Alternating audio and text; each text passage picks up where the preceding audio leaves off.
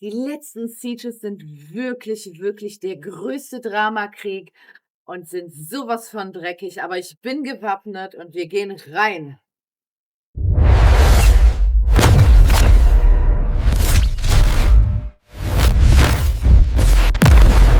Was ein Rematch. Da haben wir ja wirklich mal wieder richtig Pech gehabt. Ihr habt gesehen, vor 2 Sieges hatten wir das Drama bereits. Mal gucken, was wir diesmal, für ein Drama haben oder vielleicht auch keins. Das werdet ihr nur erfahren, wenn ihr dranbleibt. Ich zeige euch ja natürlich wie immer die ganzen Devs. Einige davon kennen wir ja bereits schon und, ja, wir bleiben einfach mal gespannt. Okay, das war direkt mein erster Fight.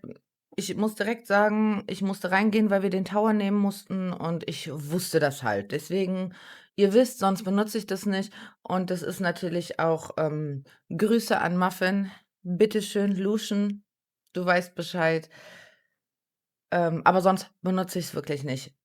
Ausschließlich nur dann. Vor allem mag ich auch lieber Offs, wo man ein bisschen mehr erklären kann. Diese Off hier habe ich ja bereits gezeigt und, ja gut. Ich habe jetzt einfach gedacht, dass sie da am besten ranpasst und, ich habe sie auch beim letzten Mal benutzt, meine ich. Also, deswegen dachte ich mir: „Komm, das machen wir einfach“ und aber ich muss ehrlich sagen, ich persönlich denke, dass, diese Off mehr Glück hat wie alles andere, weil wenn die Dawn gestrippt wird, jetzt zum Beispiel von der Nasha oder irgendetwas, und nur ein Proc zu viel ist, ja, dann ist sie tot. Also, dann ist ja gut, wir haben dann noch das, Pony, ähm, die könnte ja auch noch viel regeln, aber trotzdem, also, ich weiß nicht, ich bin ehrlich, das ist mir irgendwie 'n bisschen zu viel Lacksack dann, sobald die da einmal so diese ganzen Procs, man kennt's ja, oder wenn er jetzt hier gestrippt hätte, der, Aschur, dann wäre sie ohne ihren Buff dagestanden und, oh, die Nasha hätte mal „Hallo“ gesagt, so wie jetzt. Und ich habe die wirklich, wirklich, wirklich mit viel Minuslicht, aber ja, der Death Break, der ist vorbei. So, jetzt ist die Dawn tot und, ja, die, logische Schlussfolgerung ist dann, dass der, natürlich auf den Leo gehen wird. Ich war mir nicht sicher, was ich machen soll, ob ich jetzt, S2 mache fürs Schild oder ob ich ihn probiere irgendwie noch mit Damage und Stun und alles. Jetzt hat er sich auch noch gehealt. Ein Proc, mein Leo wäre weg gewesen. Das war wirklich, also ehrlich, ein Proc und er wäre weg gewesen. Also, ich sage euch ganz ehrlich, ich weiß nicht, wie viel ich davon halten soll. Hm, also von dieser Off. Ihr könnt ja gerne mal sagen, ob ihr die überhaupt benutzt oder gegen was ihr die benutzt. Ich sage ja, ich habe die auf Anraten eines Guildis dann mal gebaut und habe sie dann auch benutzt, weil ich ja direkt, also ich, habe sowas ja, wie gesagt, sonst nicht benutzt. Ich kannte es, aber ich benutze es nicht. Und das war wirklich Glück. Deswegen hier etwas, was ein bisschen, auf jeden Fall weniger RNG-lastig ist. Ähm, natürlich kann man in jeder Dev getrappt werden, man kann verlieren aufgrund von Procs, man kann alles Mögliche. Also, das ist definitiv immer wieder möglich. Aber, es gibt so manche Sachen, da sage ich, dass es halt weniger, möglich ist, also weniger abzuwarten ist. Hier zum Beispiel, ja, ich finde den Geomai super, bin ich ehrlich. Der macht einfach so viel. Ähm, ich finde ihn klasse. Also, wie gesagt, ich spare jetzt noch für mehr Antike, um ihn, noch mal zu holen. Hier für mich ist auf jeden Fall wichtig in dieser Dev, dass der Ren so schnell wie möglich raus muss. Und dann natürlich die Nasher. Wenn man natürlich die Nasher vorher rausbekommt, wäre natürlich noch besser, aber durch den Thread-Stat ist es immer schwer, dann an sie ranzukommen und deswegen entscheide ich mich meistens dafür, den Ren ganz schnell rauszunehmen und dann die Nasher zu controllen. Das geht relativ fix. Na ja, muss man dann halt immer abwarten, ne? Also, das müsst ihr dann selber schauen, aber ich kann's definitiv empfehlen. Ich kann diese Off besser empfehlen wie die, mit John und Helena. Vielleicht habe ich die auch einfach nur in die falsche Dev gespielt. Ich meine, ich habe ja nicht verloren damit, aber das war halt einfach Glück war auf meiner Seite. So, das hat man nicht immer. Man hat halt auch häufig, dass das Glück nicht auf der Seite von jemandem ist, was leider viel häufiger im Siege passiert und deswegen, ja, finde ich so was besser. Also, wa was ich sagen muss, was ich natürlich am allerbesten finde, ist Snipe. Ende aus. Lucian, Snipe, alles Mögliche. Obwohl, nein, Lucian nicht, weil da braucht man definitiv extreme Info für mit dem Theon zusammen. Ich habe auch noch 'n Nova, aber, ja. Aber ich muss sagen, in der Zeit jetzt, wo ich YouTube mache, habe ich ja diese ganzen Sachen, dann mal benutzt, nicht kennengelernt, also ich kannte sie schon, aber ich habe sie dann erst mal benutzt das erste Mal. Und ich muss sagen, diese Off mit Tomoe Tricks und Blood, ja, die finde ich richtig, richtig, richtig cool. Und ich muss ehrlich sagen, da weiß ich auch definitiv jetzt schon, bekomme ich Dupes, halte ich die fest. Hundertprozentig, die ist richtig cool. Ich meine, meine Blood, ja, die hatte richtig Bock. Schaut mal mit den Procs da über Proc. Aber auch wenn sie jetzt nicht die ganze Zeit geprockt hätte, mega. Also, ich finde das persönlich super cool und man kann das ja in einiges spielen. Also, da wäre jetzt noch nicht mal schlimm gewesen, ganz kurz, wenn der Ren mich outspeedet hätte, weil ich war komplett auf Will. Okay, er hätte den Treadstat gehabt, aber wir haben ja am Anfang gestrippt mit dem Tricks und wir haben noch den Backup-Strip von der Tomoe. Deswegen, ich finde das cool. Also, ich freue mich schon, wenn ich die, wieder benutzen kann. Ich bin wirklich auf der Suche danach, immer wieder die zu benutzen. Ja, die Dev, die haben wir jetzt schon 'n bisschen öfter gesehen. Beim letzten Mal war ich gegen einen, da hat mich der Shard outspeedet und ist auf meine Kami gegangen. Müssen wir jetzt mal schauen, ob das wieder der Fall ist, ob die generell die Shards auf Swift spielen oder so, warum auch immer. Das macht für mich keinen Sinn, aber wir outspeeden. Ähm Gut, also ich muss ehrlich sagen, natürlich ist das jetzt nicht das Allersafeste vom Safesten, weil es kann natürlich auch, ja, es kann blöd laufen, wenn die Tanisha wie auch immer prockt ohne Ende und überall Oblivion verteilt und ja, die Lamiela prockt, man kennt's ja. Das ist dann ja, das ist dann 'n bisschen tricky. Aber ich habe zum Beispiel meine Units sehr, sehr, sehr, sehr tanky und damit die auch, zumindestens mal so 'n Lamiella-Hit aushalten und, ja, jetzt musste ich ganz, ganz kurz gucken, wie lange ich noch Cooldown habe. Das ist ja 'ne super gute Funktion im Siege, weil man, ja, ab und zu das vergisst, so wie jetzt. Die, Tanisha hat den, Oblivion rübergeballert zur Kami. Fand ich natürlich sinnfrei überhaupt, aber wir hinterfragen in SW nichts mehr. Ne, also dieses, keine Ahnung warum, egal. Der Robo ist ja im Prinzip nicht da, wahrscheinlich deswegen, und der kann ja auch keine Debuffs bekommen in dieser Form. Aber es ist schon ganz lustig. Also, muss ich echt sagen, aber es funktioniert. Also, es hat funktioniert. Wie ihr seht, die Tanisha, die reißt das jetzt nicht mehr alleine raus. Ähm war 'n bisschen tricky einfach. Also, ist jetzt nicht war jetzt keine Troll-Off oder irgendetwas, aber, na ja, es hätte natürlich auch schiefgehen können, so wie alles eigentlich im Prinzip, ne? Außer man sniped, da funktioniert das. Und im Sinne für die Hey-Gang-Lover habe ich ihn auch direkt einmal eingefügt. Er passt halt einfach supi-dupi gut dazu. Natürlich gibt es da auch noch Counter mit Jose und dem, Feueraffen und Schieß mich tot. Aber ich wollte jetzt einfach das Team spielen, weil ich's halt einfach sehr gerne spiele. Ich bin damit, richtig fein. Also, kennt ihr das, wenn ihr ein Team neu spielt, dann müsst ihr euch erst mal da reinfinden. Dann passieren auch noch mal Missplays und. Und das habe ich bei dem Team zum Beispiel nicht mehr sehr häufig, weil ich das halt schon sehr, sehr lange spiele. Natürlich passieren mir ab und zu auch mal Missplays, je nachdem, vor allen Dingen auch, wenn ich, extrem mich, beeilen muss oder sonst was. dann passieren mir natürlich auch mal Missplays. Wir sind alles nur Menschen und, was soll ich sagen? Aber normalerweise in dem Fall hier, komme ich eigentlich ganz gut klar. Blöde ist halt immer, wenn die Riley prockt ohne Ende. Also, manchmal will man die Procs, manchmal will man sie nicht. Aber gut, ich nehme da einfach als Allererstes jetzt den, Zenitsu raus und dann gehe ich einfach weiter. Also, von rechts nach links in dem Fall.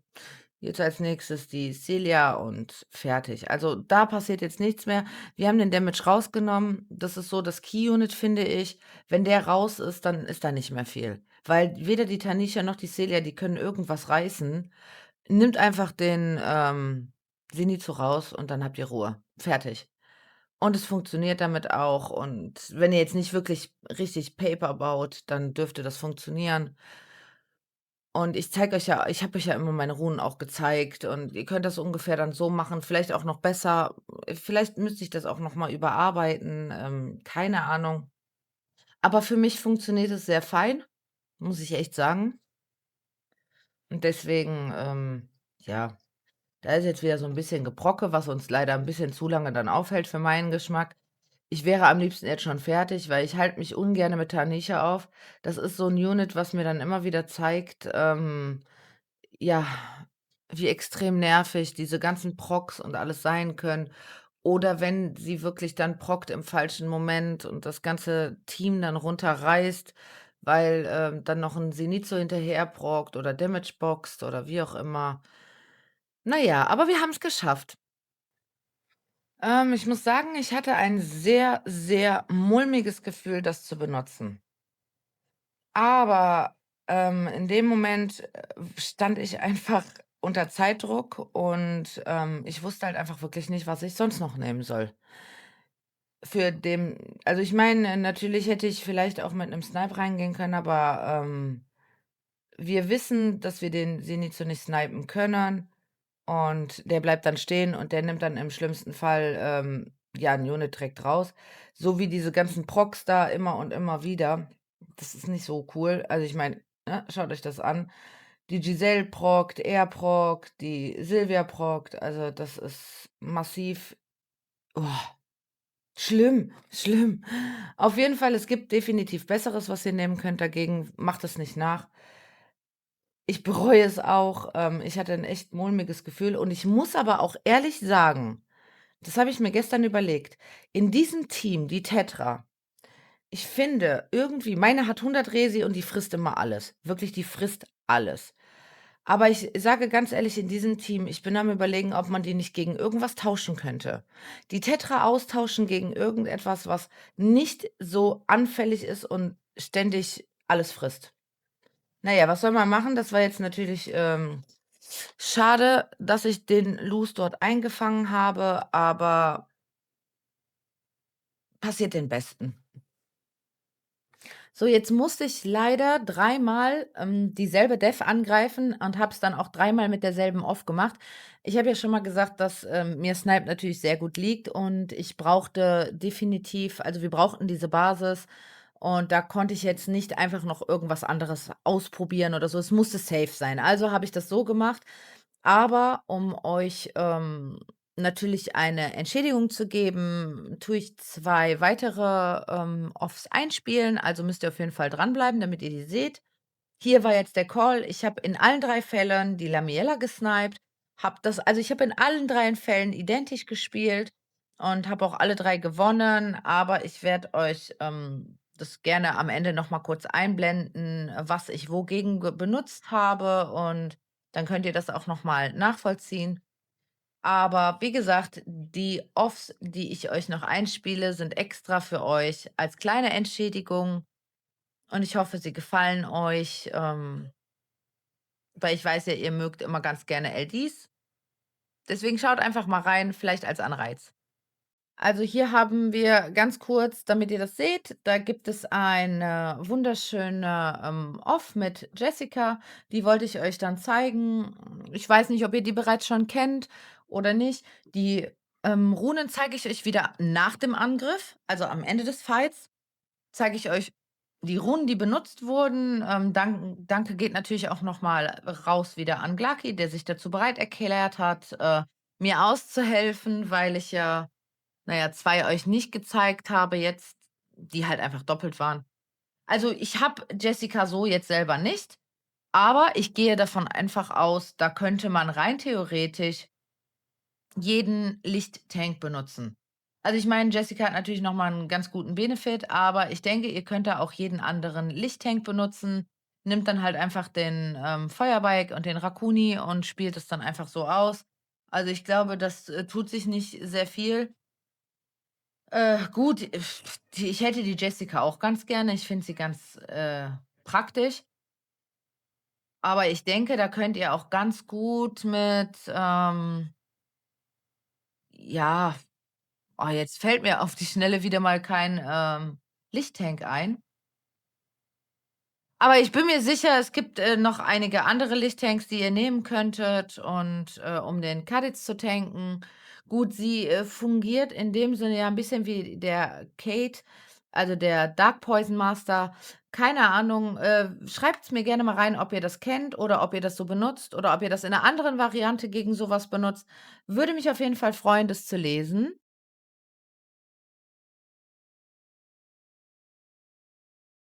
Und deswegen auch direkt noch mal Double LD.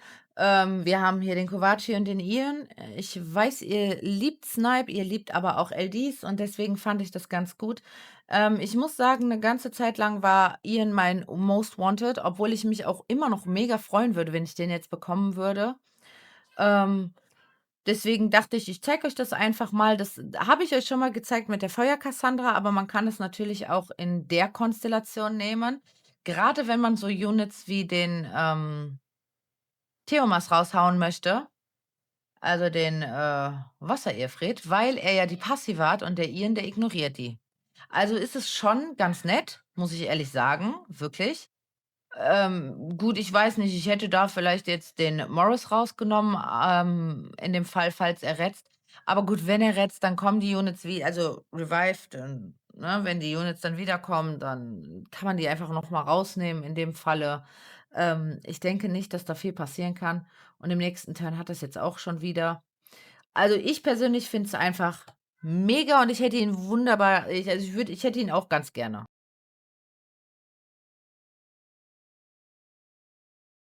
Wir sind Zweiter geworden und, ich erkläre euch gleich auch noch mal kurz das kleine Drama, was dabei war. Ich weiß, ihr liebt doch Drama. Erkläre ich euch gleich. Erstmal zeige ich euch eben noch meine Attacks, damit ihr seht, hier die letzten 3 waren dann, alle dasselbe. Hier war der Loose, wie ihr gesehen habt. Leider hat es nicht geshared, aber ihr habt das Video ja gesehen. Dann hatten wir das hatten wir. Dieses und mein Auftakt mit Lucian. So, damit ihr das auch alles im Schirm habt, weil ich euch ja die 2 Offs von, Glaki noch eingespielt habe. So, jetzt ganz kurz, der Siege hat begonnen und wir haben uns schon gedacht: „Oh, bitte nicht. Bitte nicht schon wieder Seven Deadly Sins." So, Chow Mein hat am Anfang, ja, sagen wir mal, ein bisschen einen Schneckenmove gemacht. So, sie haben sich ein bisschen sehr zurückgehalten. Am Anfang war das aber alles fein. Jeder hat von jedem genommen und, also wirklich alles, ganz klar getrennt. Wir haben bei Chow Mein 2 genommen, die haben 2 bei Seven Deadly Sins und sie haben 2 bei uns genommen. So, irgendwann zum Abend hin hat Chow Mein dann eine Basis von Seven Deadly Sins weggenommen und ich weiß nicht wieso, Seven Deadly Sins ist absolut Crash Out gegangen und ist voll in unsere Hauptquartier, also, ist voll in unsere Backline reingelaufen. Also, wir haben damit gar nix zu tun gehabt. Wir wollten diesmal gar kein Drama haben, aber die sind auf einmal in unsere Backline volle Kanne rein und ich habe gar nichts mehr verstanden. Ich habe gedacht: „W Wo ist jetzt das Problem? Also, Chow Mein hat euch doch was genommen" und na ja, danach gab's dann auch leider Gottes im Siege-Chat ein bisschen Drama, Drama, Drama. Ich werde jetzt natürlich keine Screenshots oder irgendetwas leaken. Ich habe davon noch nicht mal welche gemacht, weil, zum Ende der Season hat man nun mal Drama. Aber es ist also, ich muss ehrlich sagen, es ist lustig, auch so so was zu haben dann. Ich bin gespannt auf den nächsten und letzten Siege, bevor Tourney dann anfängt, ob wir überhaupt ins Tourney kommen oder nicht. Ich sage euch ganz ehrlich, ich bin im Moment gar nicht sicher. Wir haben letzte Season bis Runde 4 gemacht und dieses Mal müssen wir sogar bibbern. Da seht ihr mal, was ein Matchmaking ausmachen kann, weil, an der Gilde selber hat sich nicht viel geändert. Gut, das war mein Video für heute. Ich hoffe, es hat euch gefallen. Lasst mir natürlich gerne ein Like und ein Abo da. Ich würde mich sehr freuen darüber. Und auch die Hype-Funktion, denkt dran, das ist neu jetzt. Hype das Video, damit ich noch mehr Support habe. Am Ende des Videos bedanke ich mich wieder bei meinen wunderbaren Membern, die in meinem die Mitglied sind bei mir. Und, ja, das war's dann eigentlich schon. Ach ja, ich habe ganz vergessen, lasst mir eure Kommentare da. Ich freue mich super duper, egal was. Egal, ob ihr mich flamen wollt oder ob ihr mir irgendwelche Komplimente machen wollt, schreibt einfach alles oder schreibt einfach irgendetwas über Offs oder wie auch immer. Ich freue mich über den Austausch mit euch und, wir sehen uns dann beim nächsten und letzten Video vorm Turney.